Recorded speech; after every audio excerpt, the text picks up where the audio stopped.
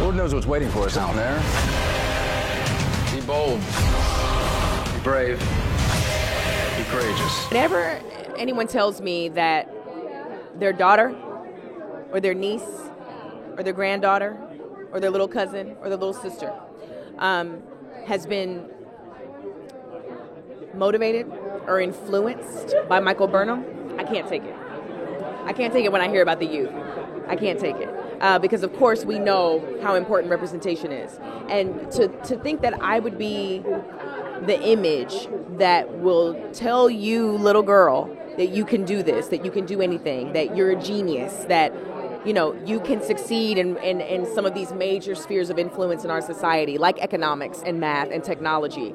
There's a bit of a dearth there. Of course, we have fantastic women doing that, but we don't hear about it, and there could certainly be more. And so that I can't take. And it's just been really thrilling to see a recognition with a younger generation of women, LGBTQ community, like that they feel seen by a franchise they've already loved, but on another level, and really getting to engage in conversations with them. There was a time where they came over to my booth and we just chatted, no one else was coming over, so we chatted for like a half hour about Star Trek and anything else. Like, I'm a total nerd and geek, so it's just thrilling to engage with other nerds and geeks. I've never experienced a fandom like the Star Trek fandom, and I've been an actor for 33 years, so this is a new vibe for me. We didn't have social media before, so this is the first Star Trek series that's been on with a social media following as well. What that brings is praise and hate all at the same time. I'm not quite sure what the response has been because I've stayed mostly off of the internet. I've gotten a lot of positive feedback that my mom sent me, and that's kind of all that I've seen. But I know it's very mixed. I think that Trek has always engendered enormous debate.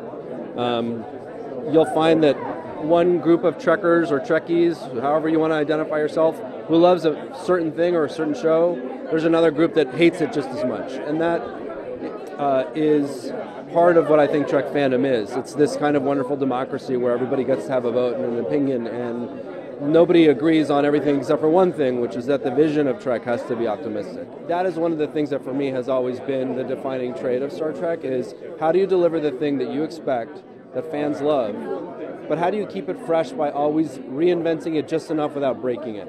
When we were at Star Trek Las Vegas this past year, there was somebody who shared that his friend's life was saved by Star Trek, that his friend was in a deep depression, was contemplating suicide, and he invited his friend to sit with him and watch some of it together so they could talk about, I don't know exactly which episodes, but just that there was this incredible lifeline. And that was the most extreme, I would say.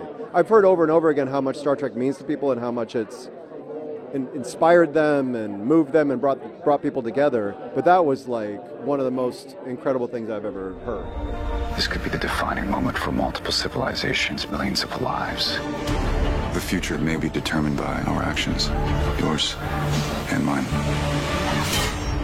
We're really on the other side of the looking glass now, aren't we?